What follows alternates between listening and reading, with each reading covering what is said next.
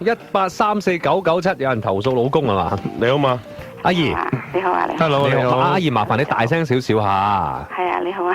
因為你咧太細聲咧，我哋啲聽眾喺個收音機度會比較難聽得到你嘅聲音啊。係啦，如果你可以大聲啲、精神啲，會更加好嘅。唔該晒。唔使。係少少分別都冇啊，阿姨而家嚇。大聲啲啦嚇，盡量啦，盡量啦嚇。麻煩你控埋啲啊，嗰啲咁樣啦，好唔好啊？哦，好啊，好啊。得啦。阿姨，你結咗婚5年㗎啦，有2個仔仔。唔係5年，係15年。 15 年添㗎啦，有2個仔仔，仔仔幾大啊？一個17歲啊。一個17歲。一個12歲啊。一個12歲。阿姨真係辛苦你，麻煩啲啊，即係大聲少少。仲要大聲啊 ？OK 嘅其實 OK 啦。你咧就如果係咁，即係結婚15年，即係未結婚之前已經生咗個小朋友2年㗎咯喎，係嘛？唔係。唔係啊？點？我結咗婚先生小朋友嘅。咁結咗婚15年，但係你有個仔17歲喎。佢中間有幾歲係跳快咗啊？唔係，可能我結咗婚18年嘅。可能。OK。1年前你發現你嘅丈夫有婚外情。點發現嘅咧？我可能自己好蠢啊，其實佢一直都係有呢個行為㗎啦。咩行為啊？婚外情。俾錢嗰啲啦。俾錢嗰啲即係嫖妓。點樣發現㗎呢個行為？因為呢2年咧，我就翻工嘅。係。咁我結咗婚咧，我就問過我先生有冇去，即係之前你哋講嗰啲啦。即係嫖妓咁樣啦，你。其實我哋聽到你嘅聲音嘅，但係因為我自己耐不少會聽重溫咧，原來你嘅聲係好細聲嘅。通常如果我哋聽到好細聲嘅時候，所以你真係要麻煩大聲少少啦，對唔住啊。好啊，好啊。係啦。咁咧我就問過佢嘅，咁佢就話有嘅。咁老實對你啊？哇！唔係嗰時我哋講過噶嘛，咁人係有過去噶嘛。即係講未同你一齊，你就問翻佢以前有冇試過？唔係，我哋新婚嘅。新婚之後你即係問佢拍緊拖嗰陣時有冇試過？冇。如果我而家就想同你講啊，即係我都希望收音機邊嗰啲女仔啦，如果真係知道個男朋友有呢個習慣咧，千祈唔好同佢結婚。OK。因為我同佢拍拖，我唔知。如果我知我係，因為我想同你講咧，因為斷估應該會好多單身係咪啊，波哥？應該係。即刻去。如果唔係開到成行成市咧？我從細到大咧，我都唔中意。冇得做啊！我從細到大咧，都好憎呢種男人嘅。好憎嗰啲嫖妓嘅人。咁冇人中意嘅，我相信。係啦，唔係太好。都話我男朋友好叻仔咩？所以我覺得咧，唔知點面對呢個事咯。即係嗱，你問佢，你話咦，你有冇嫖妓嘅？話有咁樣，但係呢啲係之前嘅事嚟嘅，係咪？唔係，佢之前係有講。但係我就同佢講，咁結咗婚咧就唔好再去啦。我同佢講。結咗婚就唔好再去啦。咁究竟係同咗你拍拖啊？佢係有嫖妓啊，定係拍拖之前嫖妓咧？喂。我相信呢個人咧係有應該有好細個開始嘅。細個已經開始嫖噶啦，係咪？我諗而家最重要嘅咧就係你老公同你結咗婚之後，佢係咪繼續有呢個習慣啊？係。會改㗎啦，呢啲一直。你覺得我咪好蠢啊？10幾年嚟一直你去勾住我，一直都有添。咁你話上年啊發現到佢嫖妓啦，點發現呢？因為我都係聽你哋個電台啦。就發現到佢嫖妓㗎啦。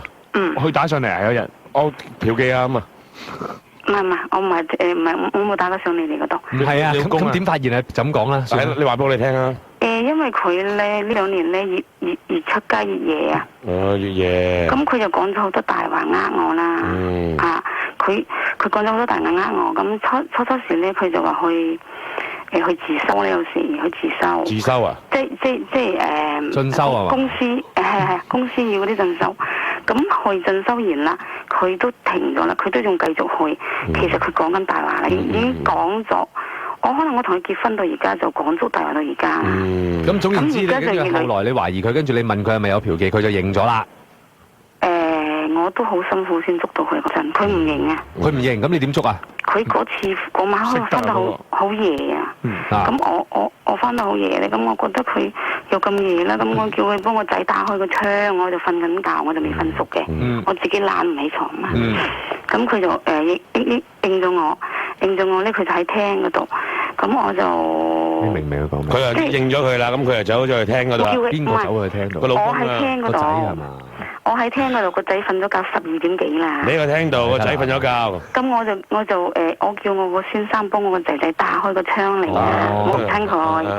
咁佢佢就回應咗我，咁我一陣間又唔見佢打，我再叫一次，你有冇幫阿仔打開槍㗎？話跟住咁，即係佢呆咗好耐都唔開，跟住我就好少猛好叫好耐，咁我就起床啦，咁就見到佢喺廳嗰度咧，喺度整嗰條手鏈斷咗，佢戴條嗰啲珠鏈嘅，斷咗條珠鏈，斷咗，我一行出去咧，佢就變嘣嘣將個手袋抌咗去一邊啊，走得好快，即時攞條底褲沖涼啊！咁得人嘅，咁你點知咧？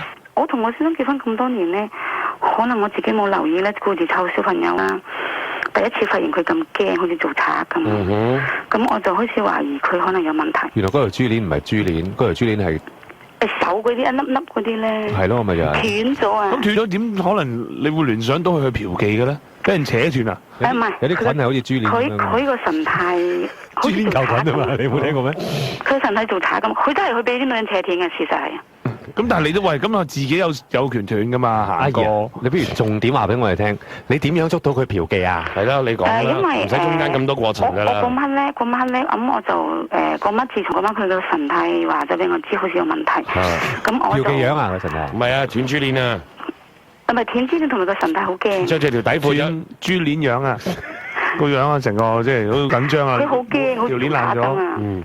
咁佢就去沖涼，咁我就好似嗰晚我就開始覺得好似懷疑咁咯。好驚咁就覺得係嫖妓㗎啦，真係奇怪。跟住咧，驚到好似偷嘢咁啊！哇！咁 Halloween 嗰班人玩嘅，即係。唔係佢唔同平時咁啊，好似你行出嚟咧，佢慢慢咁樣攞條褲沖涼啊，佢唔係，哇！抌咗即時就走去沖涼咁嘅嗰隻啊！唔係啊，咁重點啊，阿姨真係求下你啊！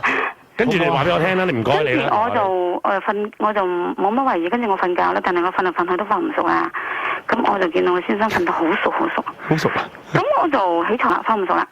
咁我起床湊佢個袋，我第一次湊佢個袋。湊佢個袋。結婚10幾年，我第一次湊佢先。湊佢，跟住咧。湊佢手袋就發現有避孕袋。個避孕袋係。而佢同你之間嘅生活係冇用呢樣嘢嘅。有用都唔使擺自己手袋度噶嘛。咁跟住喺屋企嘅啫嘛。跟住我就第二日朝頭早我就發脾氣啦。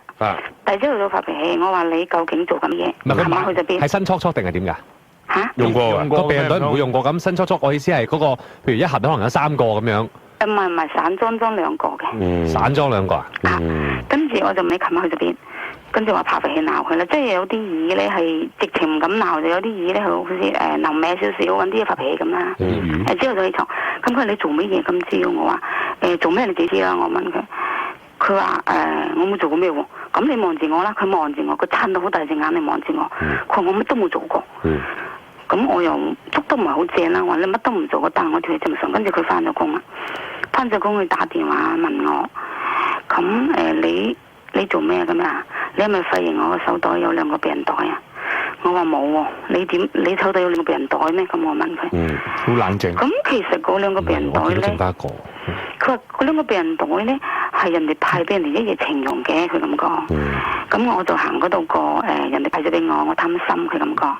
攞多個。咁我都玩2晚。我都唔信。一夜情我想話。唔知有幾多個男人講過呢個直？一夜情都可以有，即係喺街派嗰啲咧。咁啊，有啲咩朝聖機構咁樣講嘛，實有嘅。一夜情玩幾個都得㗎。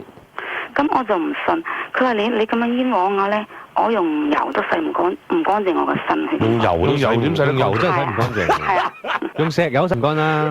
即係如果用。跟住我就真係嗰一刻開始我好辛苦。得明白晒，阿姨中間嗰啲過程唔使理啦。跟住咧就我打電話問我朋友，係要你。我打電話問我朋友，其實我先生呢嗰2個避孕袋係咪人哋派嘅？咁我個朋友就話係有人派佢咁講。跟住自從嗰次之後咧，佢死都唔認，跟住我就算啦。你咪叫佢，你咪攞住避孕袋咩牌子？你咪好啊！你帶我去睇下，咪有得派？睇下咪派呢隻。根本就冇可能，我係咁講。咁咪真係有啲機構派過嘅。佢話派1日啫嘛，第2日唔派啦。又咁講。係啦，咁跟住咧就咁我就。阿姨，不如我哋簡短啲啊！咁究竟佢最終有冇認過啊？係啦。認咗，係啊。最終係認咗嘅。咁而家個問題就係你好難去接受到你老公喺呢一段時間原來不斷有嫖妓嘅習慣係咪啊？係由結婚到而家都有。我知 ，OK 啦。咁既然佢認咗，咁我想請問你有冇同佢即刻約法3章啊？還是你家下都仲係唔知點算好，唔知應該點樣去面對呢件事？因為我捉到佢咧，佢就話我唔去啦，我知錯啦。咁我初捉手嘅時候咧，佢唔知錯。我知啊，唔使講翻之前噶啦。咁最緊要係而家。咁因為你有2個仔女，你有一段婚關係咁樣。咁究竟而家你2個關係點啊？我都覺得好難接受。即係有時都成日嗌交啦。成年都係咁樣啦，舊年發現嘅呢單嘢，但係打埋交添啊，打埋交添啦，咁成年都係咁樣過嘅，大家好唔開心啊，係咪啊？係，我都幾乎想自殺添。唔好啦，唔好啊，唔好自殺啊！後尾我打電話問社工，社工話你都冇做錯嘢，點解要自殺啫？做錯嘢都唔使自殺嘅，同我社工講。如果之前係半年前我打電話俾你，我會喊緊嘅。咁如果冷靜咪好咯。咁而家你諗住有啲咩決定啊？講嚟聽下。即係我覺得咧，我想你哋答我兩個問題。佢就從細嫖到大噶啦。咁結咗婚咧，我就以為人哋結咗婚就唔會再去噶啦。但係結咗婚一直佢都有去嘅。因為我係佢太太，即係我唔捉到佢咧，我就唔知道你呢個行為。我捉到你咧，一直回憶起以前嗰啲嘢，就講咗無數咁多大話。因為有即係證實係講咗好多大話，同埋真係一路都去嫖嘅。咁你又就想第一條問題問乜嘢咧？我就想問你，即係一個咁嘅男人，成日對住你講大話。又做埋啲咁對唔住你嘅嘢，嫖完翻嚟就要面對住你同你一齊一張床瞓，其實係咪真係好難接受嘅咧？你覺得佢自己係好難接受。你個人應該會知。咁佢自己咧，佢自己做人點解會咁冇良心嘅做到？有啲人係咁嘅。佢有啲人就唔係覺得話嫖妓對唔住個老婆，佢自己覺得係好好玩啊，生理需要啊，佢需要打場波咁嘅樣。係啊，佢唔會話唔愛老婆、唔愛家庭，又係未必嘅喎。我又唔係玩真心嘅，我純粹係俾錢去。好多男人好錫屋企，但係就去出去佢講咗，佢係好似去做生意。佢做生意㗎嘛嚇。人哋買肉嘛，佢咪買咯。即係人哋拎出嚟買，佢咪去做同佢。唔好理啲解釋先啦，呢啲係講俾你聽下先，等你冇咁辛苦啊，唔係話中意個女仔嘅。我明白。係咪而家嗱？你係咪想問啫？到底佢以後仲會唔會？你而家應承咗你啦，佢以後仲會唔會咧？咁啊，一定會嘅，再會繼續嫖嘅。但係嫖得可能再細心啲，再小心啲，玩得叻啲，玩得叻啲，冇錯，唔會認咯，同埋以後應該係啦，冇錯啦。咁講一定嘅，機會大咯，好大機會。你覺得係咪啊？好大機會。避孕套嗰啲唔係咁易捉到噶啦，以後一定捉唔到避孕套，捉第二啲嘢嘅啫。但係都希望佢用。喂，但係又奇怪喎，即係佢唔會再用，即係佢會用仲好呢個藉口去呃你咯。唔係啊，個避孕套啊，我覺得佢未必係真係嫖妓攞翻嚟，嫖妓嗰啲地方。即佢喺嗰度噶嘛，個避孕套啊！你明唔明啊？佢同嗰個女人真係唔清楚係咪㗎？你咁肯定咁樣答嘅話，我咪冇唔肯定啊！我嗰度噶嘛，嗰度嘅喎。其實頭先慢咗嘅，最尾你見到佢其實知道嗰個問題會 lift 到自己會領嘢，係啊，之後又慢咗，係咪㗎？領曬嘢啦！佢同嗰啲女人咧咩啊？佢同嗰啲女人咧，可能會出去租酒店嘅，即係佢上大陸個關咧，佢想大陸嫖係嘛？香港係香港嫖，大陸係大陸嫖。即係總言之，就香港嫖到去周圍都嫖啦。有啲友咧，又可能唔係咁信我啦。啊，內地嗰啲 condom 嘅質素咁啊，袋住2-3個喺身咧，上去上面玩咧，會安心啲。